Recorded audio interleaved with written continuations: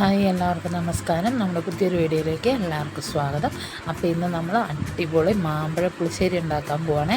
ഇപ്പം മാങ്ങാപ്പഴത്തിൻ്റെ ഒക്കെ സീസണാണല്ലോ, അപ്പോൾ എല്ലാവരും ഒന്ന് വീട്ടിൽ ട്രൈ ചെയ്ത് നോക്കുക. പിന്നെ ആദ്യമായിട്ട് കാണുന്ന ആൾക്കാർ ചാനലൊന്ന് സബ്സ്ക്രൈബ് ചെയ്യാനും വീഡിയോസൊക്കെ ലൈക്ക് ചെയ്യാനും ഷെയർ ചെയ്യാനും കമൻറ്റ് ചെയ്യാനും മറക്കരുത്.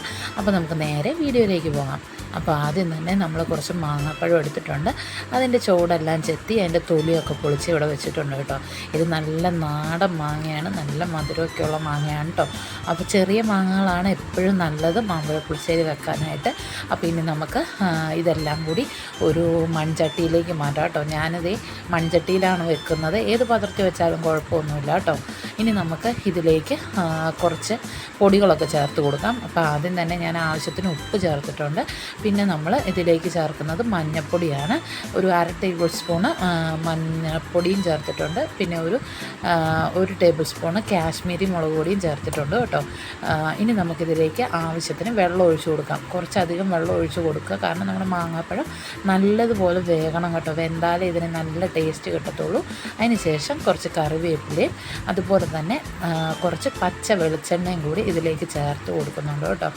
ഇതിന് ശേഷം ഇത് നല്ലതുപോലെ ഞാനൊന്ന് ഇളക്കി ഒന്ന് യോജിപ്പിച്ചതിന് ശേഷം നമുക്കിതൊന്ന് അടുപ്പിൽ വെച്ച് കൊടുക്കാം കേട്ടോ.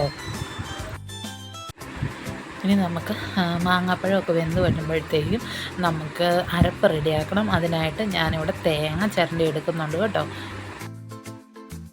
ഒരു 5 മിനിറ്റ് കഴിയുമ്പോഴത്തേക്കും നമ്മുടെ മാങ്ങയൊക്കെ ഇങ്ങനെ ഒന്ന് തിരിച്ചിട്ട് ഇളക്കിയിട്ട് കൊടുക്കണേ.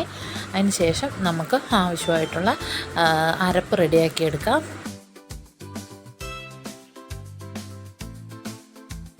അപ്പോൾ ഞാനിവിടെ ചെറു ജീരകവും മാത്രമാണ് കേട്ടോ ഇതിനകത്ത് അരയ്ക്കുന്നത്, പിന്നെ പച്ചമുളകുമാണ് ചേർക്കുന്നത്. ഇനി നമുക്കിത് അരച്ചെടുത്തുകൊണ്ട് വരാം.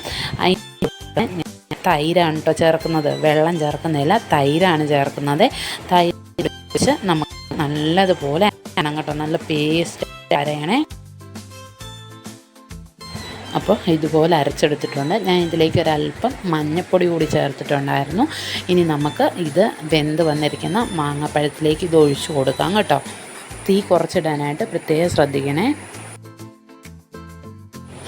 ഇനി നമുക്ക് ഇത് നല്ലതുപോലെ ഒന്ന് മിക്സ് ചെയ്തെടുക്കാം കേട്ടോ.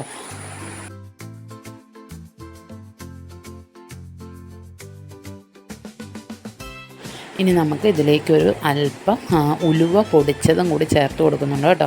ഈ ഉലുവയുടെ ഒരു കമർപ്പും കൂടെയൊക്കെ ആകുമ്പോൾ നമ്മുടെ മാമ്പഴപ്പുളിശ്ശേരിക്ക് നല്ലൊരു ടേസ്റ്റ് കിട്ടുവേ. ഇനി നമുക്ക് ഇതിലേക്ക് ഒന്ന് താളിച്ചൊഴിക്കണം. അതും കൂടെ കഴിഞ്ഞാൽ നമ്മുടെ മാമ്പഴപ്പുളിശ്ശേരി റെഡിയാവും. ഞാനിവിടെ ഒരല്പം നെയ്യും പിന്നെ ഒരല്പം വെളിച്ചെണ്ണയും കൂടി ഇട്ടിട്ടുണ്ട്.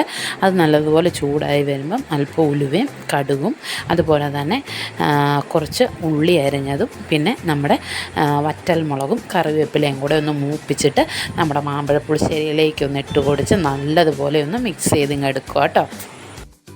അപ്പോൾ നമ്മുടെ മാമ്പഴപ്പുളിശ്ശേരി ഇവിടെ റെഡി ആയിട്ടുണ്ട് കേട്ടോ. നെയ്യൊക്കെ കൂടി ചേരുമ്പോൾ നല്ല അടിപൊളി ടേസ്റ്റാണ്. എല്ലാവരും ട്രൈ ചെയ്ത് നോക്കുക. പിന്നെ ആദ്യമായിട്ട് നമ്മുടെ ചാനൽ കാണുന്ന ആൾക്കാർ നമ്മുടെ ചാനലൊന്ന് സബ്സ്ക്രൈബ് ചെയ്യാനും വീഡിയോസൊക്കെ ലൈക്ക് ചെയ്യാനും ഷെയർ ചെയ്യാനും കമൻറ്റ് ചെയ്യാനൊന്നും മറക്കരുത്. അപ്പോൾ നമുക്ക് അടുത്തൊരു വീഡിയോയിൽ കാണാം കേട്ടോ.